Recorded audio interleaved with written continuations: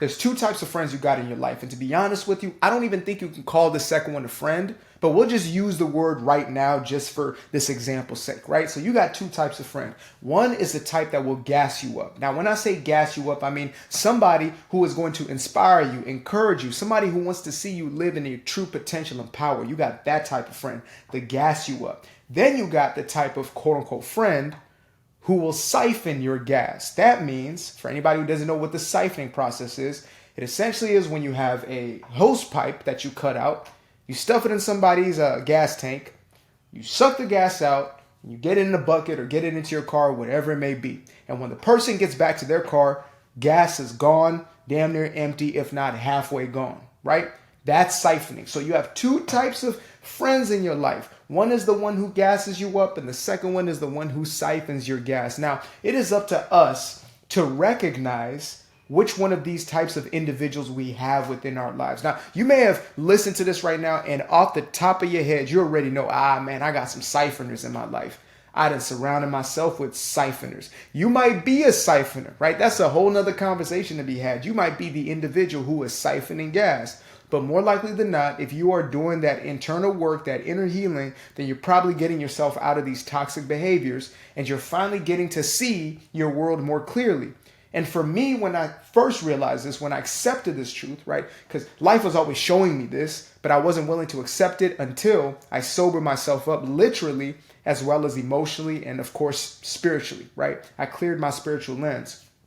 And when I started to have real discernment again, I started to see that most of my life was filled with individuals who would siphon, because I used to be one of those individuals, right? We will all drain each other's energy. So one person might drain resources, right? They always want the 10 sack, the 20 sack, the 30 sack that you just bought. The other person, they want the emotional dependency. So they always siphon you emotionally, always got some type of chaos and drama that they're putting on you, right? Another one might be literal physical, right? They always want you to be doing something or, moving something, doing something for them that is utility. And there is no type of reciprocity in that relationship. So again, I really started to inspect and investigate each relationship in my life. I started to take an audit of the people that I had around me. And I realized that I was living in an environment of those who siphoned. Now, the reason behind that is actually a little more complex than we'd like to assume. Some of us want to blame the outside world. Oh man, the world's just full of takers. The world's just full of people who just... That's not necessarily the case. You're the one who chose those people and chose to engage them. And that's okay. This ain't a victim blaming, this ain't a shaming or blaming session. This is just a straight up and down session, right?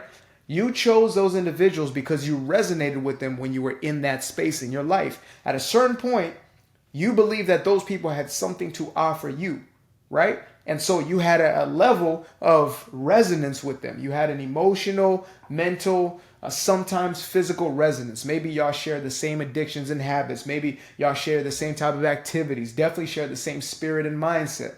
But now you've shifted. Now you've transformed, or you are transforming into who you've truly always been. So you're reforming, I guess you would say, right? Because it's getting back to the natural state of who you have always been and forgot you were. So again, you find yourself in these situations. Now, I don't only want to highlight, the siphoners, right? But I also want to make it clear that you could very well have individuals in your life that are the ones who gas you up, and you might not actually be giving enough fuel to those relationships. Right? I believe that the most beautiful thing in life is when you have a reciprocal relationship where there is no obligation. When you have a relationship in your life that you're adding to, that's adding you, adding to it, adding to you, adding to it, adding to you continuously. Right? And you guys are doing so naturally. It's not checking, keeping score or keeping tabs or checking the board or whatever it may be. Right? You are living this authentically because you have so much to give one another. However, if you have that type of relationship in your life, but you are avoiding or neglecting it like I used to be, and instead you're giving the time and attention to these other relationships, again, it's time for introspection. I'm telling y'all, I found myself at a place where those who unconditionally love me, like my cousin George, right? Those who love me unconditionally, I was afraid to contact and communicate with.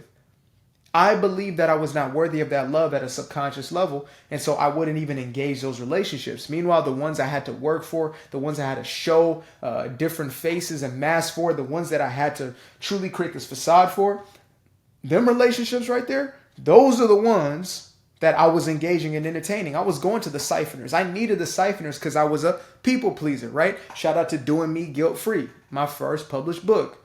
Shameless or guilt-free plug.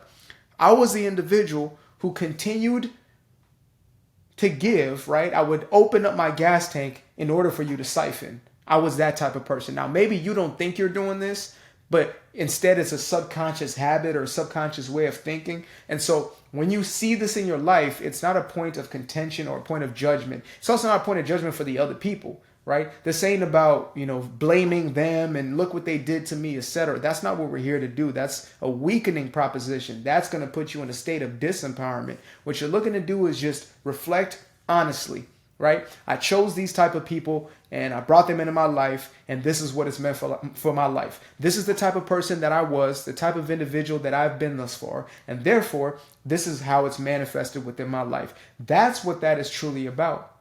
And so again, it is time for us to take a step back, to truly reflect on our lives, to truly look at who do we have, who do we not have. Now, you might be in a place where you are wondering to yourself, why do I continue to attract these type of people, right? That's the deepest level of self-questioning.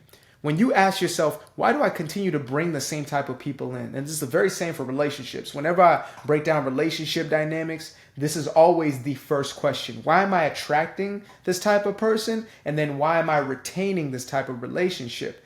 That's when you truly start to get deep, right? Because if you just said to yourself, I have these people in my life, let me just cut them out, you might end up in another situation with the exact same type of people in your life, because you have not taken care of that root cause. You've not taken care of the core of what you're actually dealing with, right? And of course, if you find yourself now filled, or your life is filled with, what I call like the power circle, where everybody in my life, literally every single person that I'm in contact and communication with, there is nothing but pure power. And I'm talking about intrinsic power, right? The true version of power, not dynamics and, who's better than who's this. Like, it is all unconditional love. It is all real people doing real things, people living their purpose, people living out their truth. Those are the individuals that I surround myself with. And it reflects in my own life, because I'm the one who is attracting and creating these dynamics within my own life experience, right? When I used to have the opposite, now I have this. And it's because I changed and shifted the way in which I viewed myself, and therefore the way in which I viewed life. We have to work on that self-image, that self-concept. We have to transcend that old belief system and the old paradigm. We have to let that go. We got to shed it like an old skin. We got to metamorphosize it like a moth turning, or not a moth, a caterpillar turning into a butterfly, right?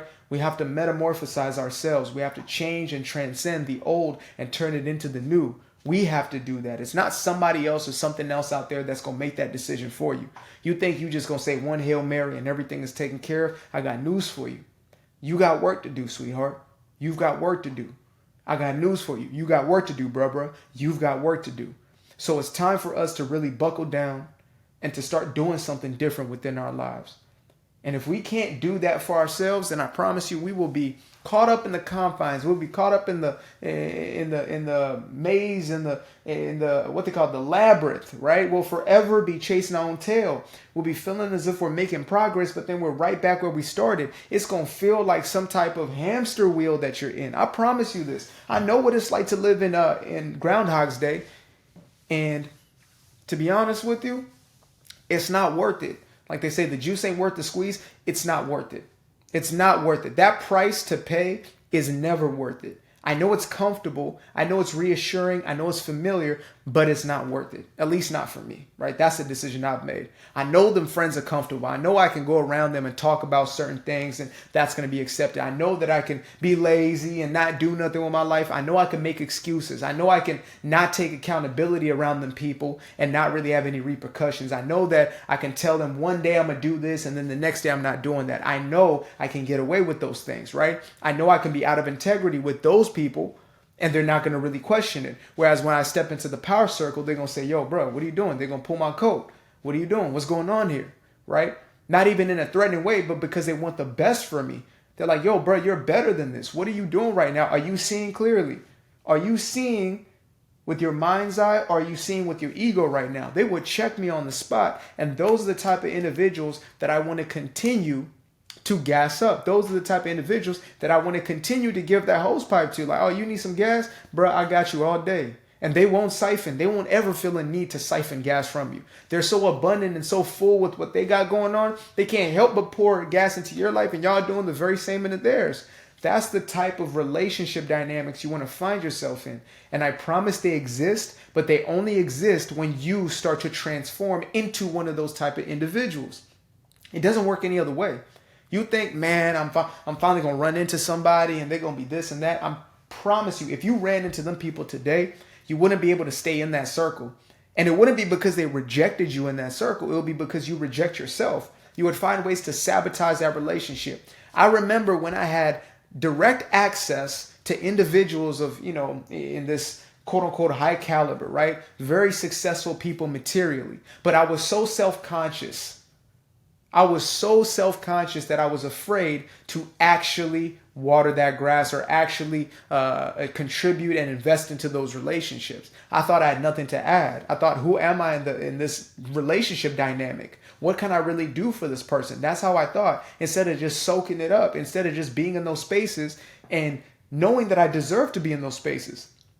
And that's the thing. It's really about our own worthiness. It's about self-worth. How do we see ourselves? How do I perceive myself? If I perceive myself as lesser than, I got news for you. It ain't gonna fly.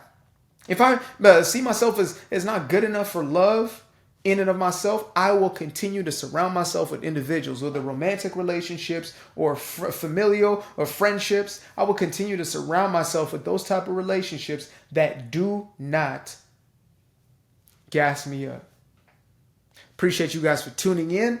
Before I bounce, before I leave, guilt-free plug of my first published book, Doing Me Guilt-Free. Make sure to get yourself a copy of one of these by clicking the link below. It's going to be the best investment you made in whatever year that you buy this book. I guarantee it. I guarantee it. As soon as you open that joint up, boom, things are going to shift for you. Appreciate you. Namaste. Namaskar.